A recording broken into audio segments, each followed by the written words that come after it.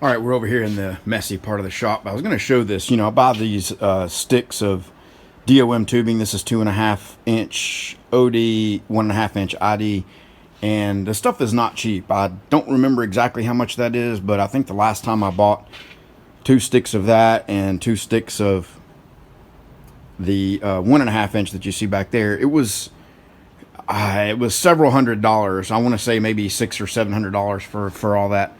But I've sold a bunch of kits off of it, and I still have lots more to make more kits and sell. So I think it ends up being a few bucks a piece, is my cost on it. Now I got to cut it and pack it and ship it and all that. So, but one of the things that is an issue, I love cutting these on the bandsaw. It take a little bit to cut because of how big and thick they are. But I just start it and walk away and let it cut, and doing other stuff in the shop and kind of come back and forth and running the saw, cutting a bunch of them up to make up kits in advance. So, but one of the issues I have is when I get down to a piece like this, and I'm cutting a 1-inch section off of it. So that would go in there like that, and you get ready to slide your the vise up to it. As you can see, it's only contacting it a little bit, and then when you lock the vise down, what happens most of the time is it kicks it over, or when you start to cut, it'll spin itself in there. In fact, I think I tried to, you see that right there where I tried to cut it and it just come loose and spin it and lock up, mess up the blade or whatever. You can do any number of things when you just have it in there like that.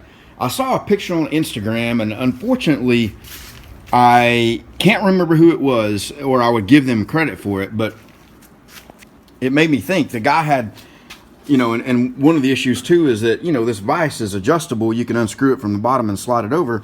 But sorry about the quick shaky cam here, so let me lower this down and show you what the issue is. Well, let me take I don't have the tripod over here, guys. Sorry about that. I should have been a little more prepared. Let me get this out of here. So, but I have it about over as close as you can go, because I could probably get it over a little bit more, but you see that this is this little adjuster bolt here is what comes up and slides on this and does the automatic shut off when it gets finished. And they're just, I could probably go over a little bit more, a 1/2 inch or so. So it's kind of one of the drawbacks to a bandsaw compared to a chop saw. The chop saw, the way the vise is made on it, you can get a lot closer to the part, but the chop saw, you don't get, the accuracy of the cut and the, clean, cut edge and all. I mean, here's a bandsaw cut on this one. I mean, it just, it's got a little tiny burr on it, needs to be cleaned off, but in general, it just leaves a nice cut.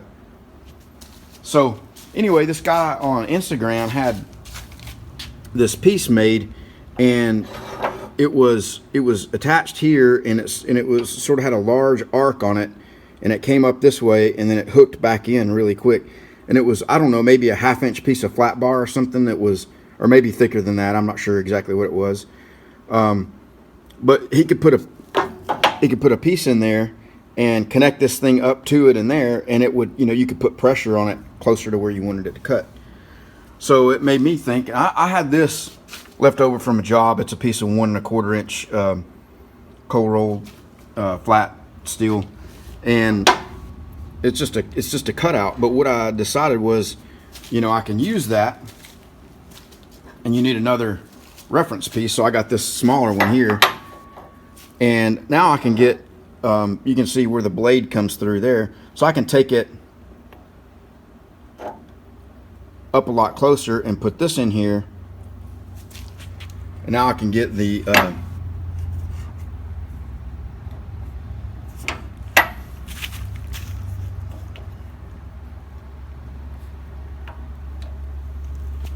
so you can see the the difference. Well, actually, I've got that shoved over too far. Let me get this how it's actually supposed to go. So if we were setting that up to cut that on that 1-inch line, you can see there where it rounded it before.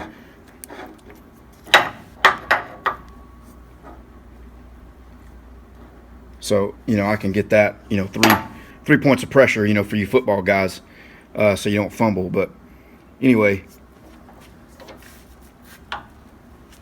so now that is, you know, I got pressure on it up here at the center point of it instead of the edge, so it's really pushed up firmly against the edge there. Even though it's only contacted by that one point, you know, it's kind of like using a one of those you know, a single point of pressure on an odd piece in a milling vise. So anyway, I just thought I'd make a quick video on that for any bandsaw guys out there that